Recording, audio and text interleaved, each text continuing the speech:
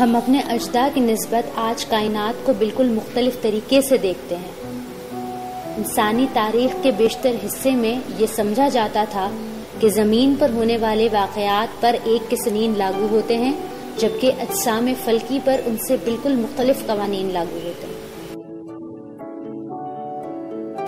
ستاروں اور سیاروں کو آسمانی اجسام سمجھا جاتا تھا جو زمین پر موجود اشیاء کے مقابلے میں بالکل مختلف انداز سے کام کرتے تھے۔ کائنات کا یہ تصور سر آئزک نیوٹن کے قوانین کی وجہ سے بدلا۔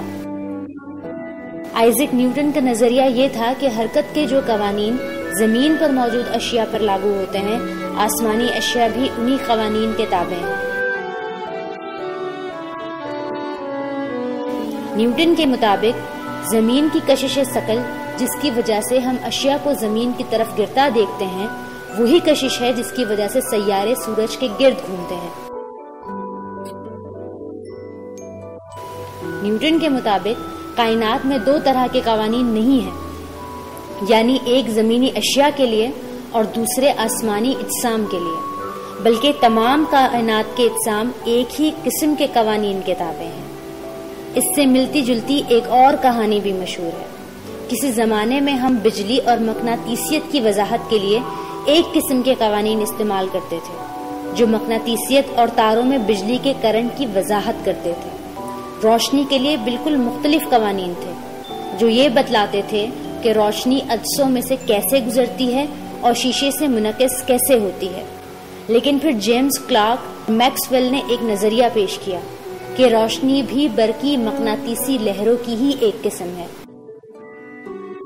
میکسویل نے ایک اہم قسم کے قوانین وضع کیے جو نہ صرف برقی مقناطیسی مظاہر کی وضاحت کرتے ہیں، بلکہ روشنی کے تمام مظاہر کی بھی بہترین وضاحت پیش کرتے ہیں۔ انسان کی تاریخ میں یہ قصہ مختلف طریقوں سے بار بار دہرایا گیا ہے۔ جوں جوں کائنات کے بارے میں ہمارے علم میں اضافہ ہوتا ہے، ویسے ویسے ہم بظاہر غیر متعلقہ مظاہر کی کم سے کم قوانین کے ذریعے وضاحت کرنے میں کامیاب ہو جاتے ہیں۔ اس لیے کچھ لوگوں نے تو یہاں تک پیش گوئی کی ہے کہ ایک نہ ایک دن ہم ایسے بنیادی قوانین دریافت کر لیں گے جن کے تحت کائنات کے ہر ممکن مظہر کی وضاحت کی جا سکے گی۔ ہم اب یہ جان گئے ہیں کہ نیوٹن کے کشش ثقل کے قوانین اور میکسویل کے برقی مقناطیسیت کے قوانین در حقیقت غلط ہیں۔ نظریہ اضافت کی رو سے کشش ثقل ایک قوت نہیں ہے، بلکہ اسپیس ٹائم میں مادے کی موجودگی سے خم پیدا ہونے کی وجہ سے ہے۔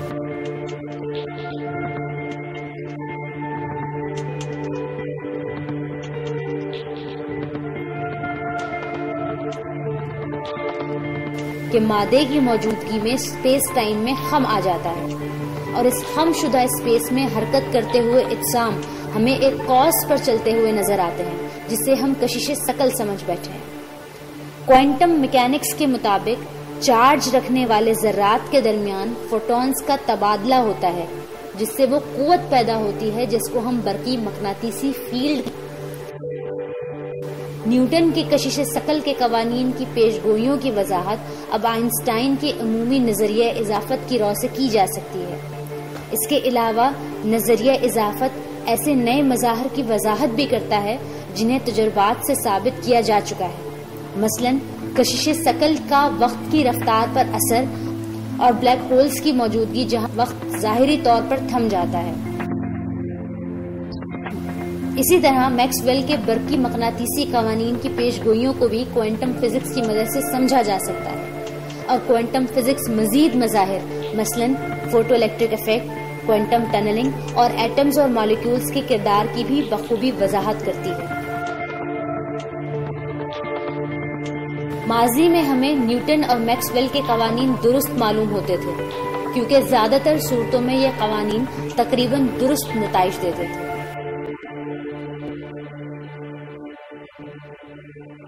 اس طرح یہ بھی عین ممکن ہے کہ نظریہ اضافت اور کوانٹم فزکس بھی کائنات کے بنیادی قوانین نہیں ہیں، لیکن اکثر صورتوں میں تقریباً صحیح نتائج دیتے ہیں۔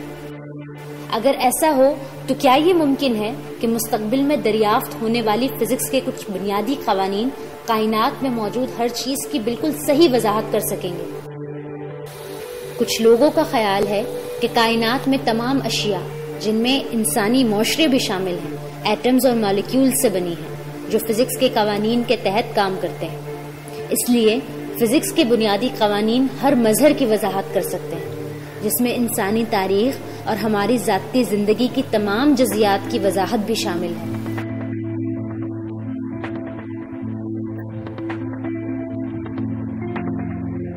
اس کے برعکس بہت سے لوگ اس بات کو ماننے کو تیار نہیں ہیں، اور ان کا خیال ہے کہ کائنات کے کچھ مظاہر، مثلاً انسانی ذہن اور شعور کی وضاحت فزکس کے اصولوں کے تحت چلنے والے ایٹمز اور مالیکیول سے نہیں کی جا سکتی۔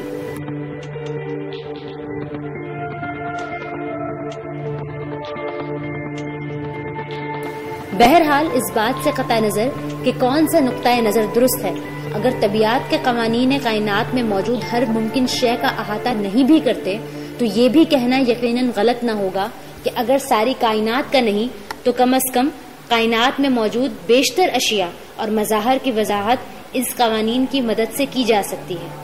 آج ہم بائیولوجی کے بہت سے مظاہر کی وضاحت خلیوں میں ہونے والے کیمیائی تعاملات سے کر سکتے ہیں۔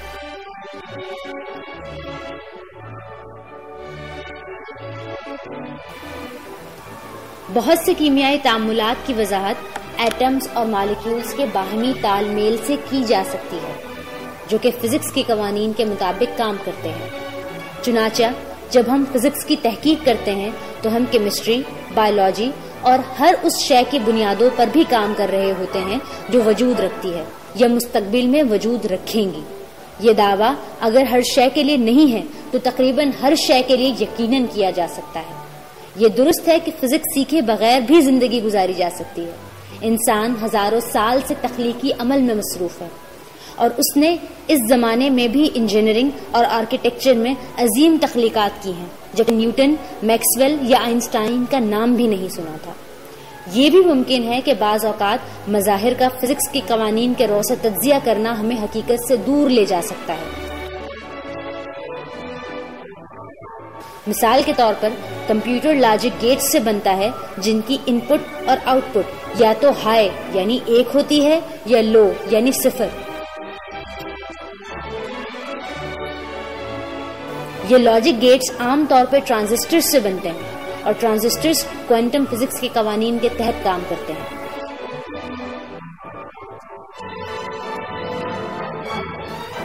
اب مسئلہ یہ ہے کہ اگر ہم بالفرض کوانٹم فزکس کی بدولت ٹرانزسٹر میں موجود ہر ذرے کی پوزیشن اور مومنٹم کے بارے میں مکمل علم حاصل کر لیں، تب بھی یہ عین ممکن ہے کہ ہم ان ٹرانزسٹر سرکٹس کے منطقی نتیجے کو مکمل طور پر نظر انداز کر دیں۔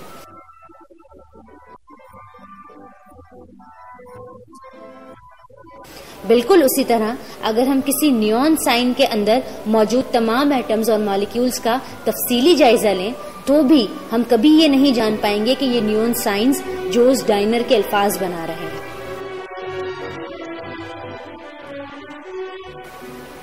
اگرچہ ہم فزکس پڑھے بغیر بھی روزمرہ کے کاموں کے طریقہ کار سے بخوبی واقف ہوتے ہیں، لیکن اگر ہم فزکس کا مطالعہ نہ کریں تو ہمیں بعض صورتوں میں پھر بھی دشواری کا سامنا کرنا پڑے گا۔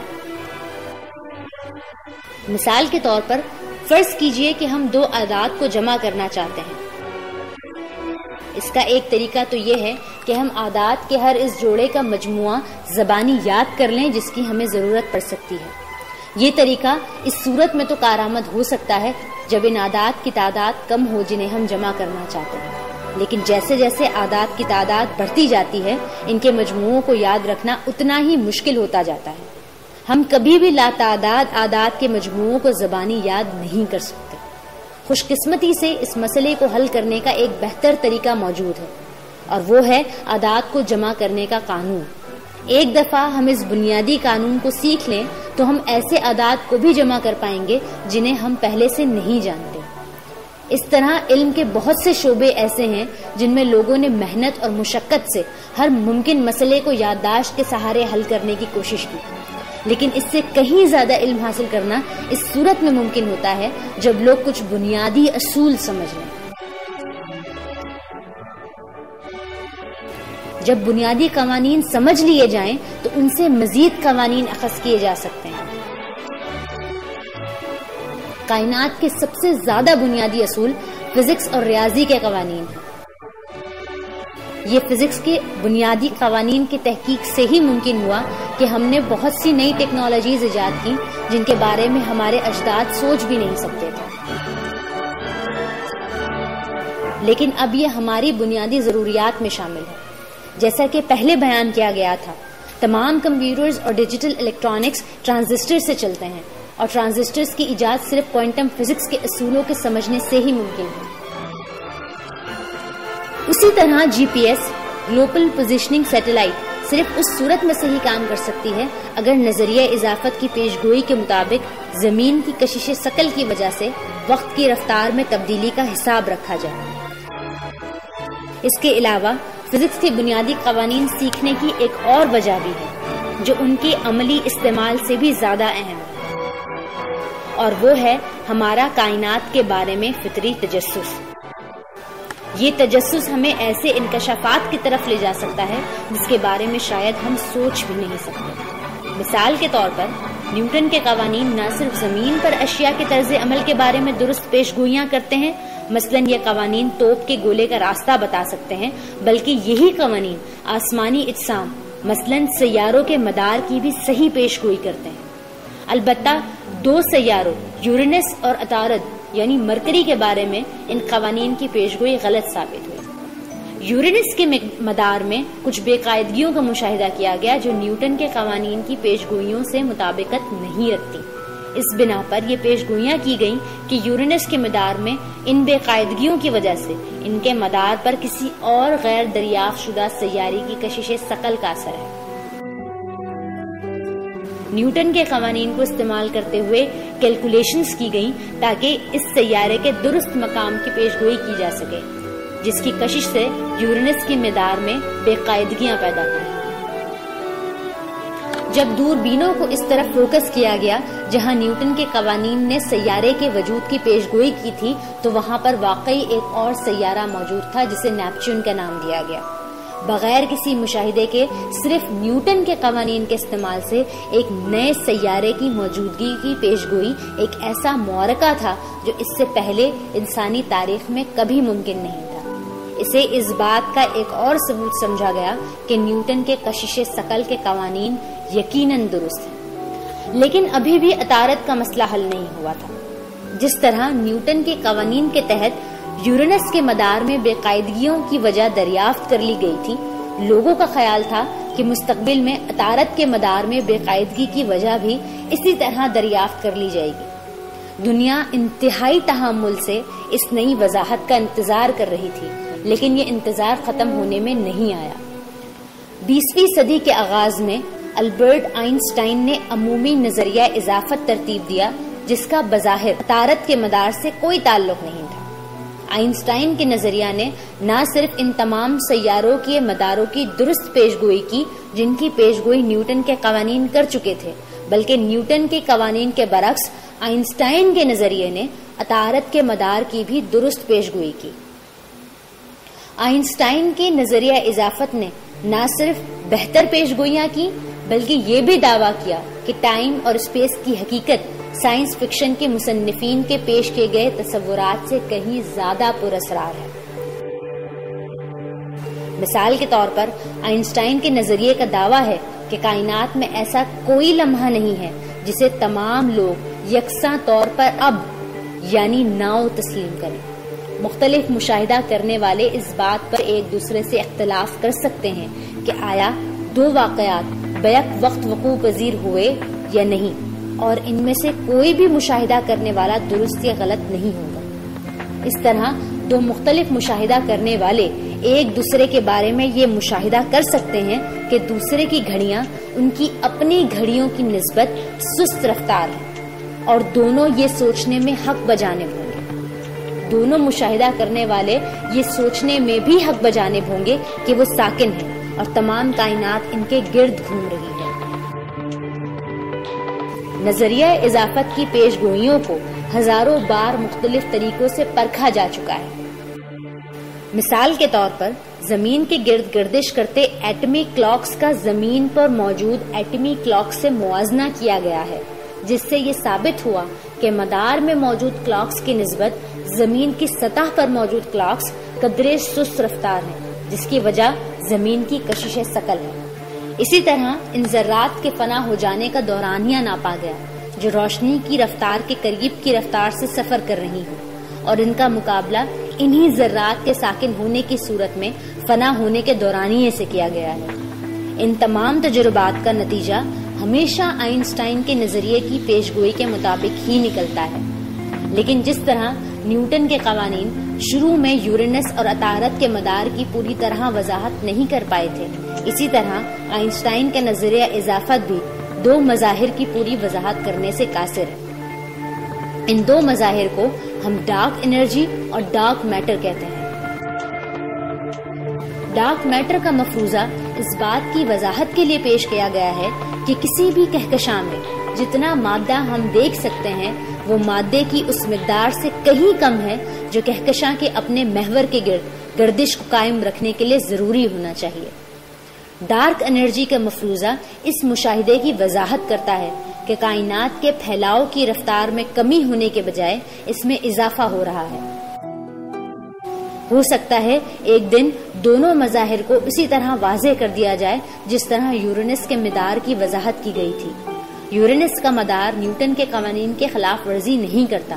ضرورت محض اس بات کی تھی کہ ایک نئے لیکن نامعلوم سیارے کی کشش ثقل کو بھی یورینس کے مدار کی تخمینے میں شامل کیا جائے۔ اسی طرح یہ عین ممکن ہے کہ ڈارک میٹر کسی ایسے بنیادی ذرے کی وجہ سے ہو جسے ابھی تک دریافت نہیں کیا گیا۔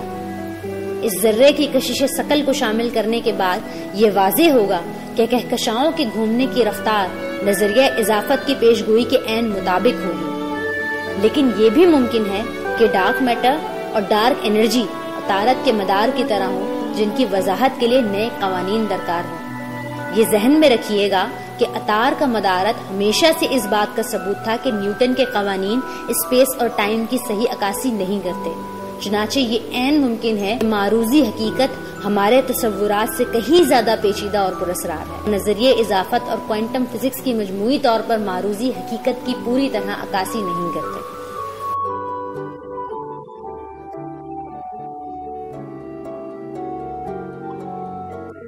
مثال کے طور پر ڈارک میٹر کے بارے میں ایک ممکنہ مفروضہ یہ بھی ہو سکتا ہے کہ یہ متوازی کائناتوں کے آپس میں تال میل کا نتیجہ ہے، جو کہ کشش ثقل کے علاوہ کسی اور طریقے سے ایک دوسرے پر اثر انداز نہیں ہوتی۔ اس صورت میں متواتر کائناتوں میں مادہ ہماری کائنات میں موجود مادے کی کشش محسوس کرے گا، اور یوں نزدیکی کائناتوں میں کہکشائیں بھی ہماری کائنات کی کہکشاؤں کے آس پاس ہی ہوں گی۔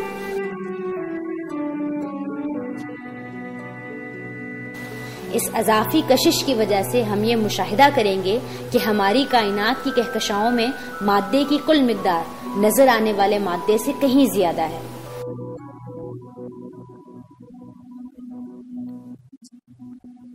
تمام کائناتوں کو ملا کر جو چیز بنے گی اسے ہم ملٹی ورس کہتے ہیں۔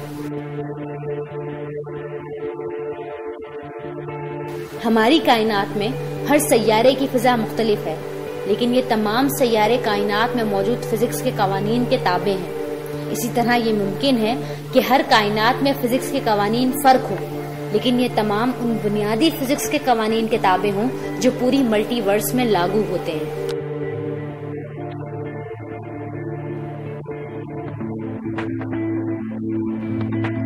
جس طرح ہماری کائنات میں بہت کم سیارے ایسے ہیں جہاں کی فضا زندگی کے لیے موزوں ہیں، اسی طرح یہ ممکن ہے کہ ملٹی ورس میں بہت کم کائناتیں ایسی ہوں جہاں پر فزکس کے قوانین زندگی کے لیے موزوں ہیں۔ یہ ذہن میں رکھیے گا کہ ضروری نہیں کہ زندگی صرف انہی صورتوں میں ممکن ہو جن صورتوں میں ہم زندگی کو زمین پر دیکھتے ہیں۔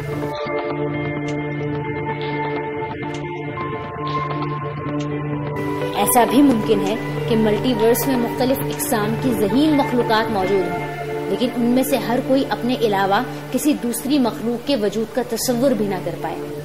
یہ تمام کے تمام تصورات صرف قیاس آرائیوں پر مبنی ہیں، کیونکہ فی الحال کسی اور کائنات کے بارے میں کوئی مشاہدہ ممکن نہیں۔ لیکن ہمیں یہ بھی ذہن میں رکھنا چاہیے کہ اگرچہ انسانی تمدن اس دنیا میں ہزاروں سال سے موجود ہے، لیکن نیوٹن اور میکسویل کے نظریات محض چند سو سال پہلے وجود میں آئے، جبکہ نظریہ اضافت اور کوانٹم میکینکس صرف 20ویں صدی میں آ کر دریافت ہوئے۔ کسی زمانے میں ہم یہ سمجھتے تھے کہ زمین پر طبیعت کے قوانین کچھ اور ہیں اور انسانی اجسام کے لیے کچھ اور ہم نے اس وقت سے اب تک بہت سا فاصلہ طے کر لیا ہے، لیکن ہمیں ابھی بہت دور تک جانا ہے۔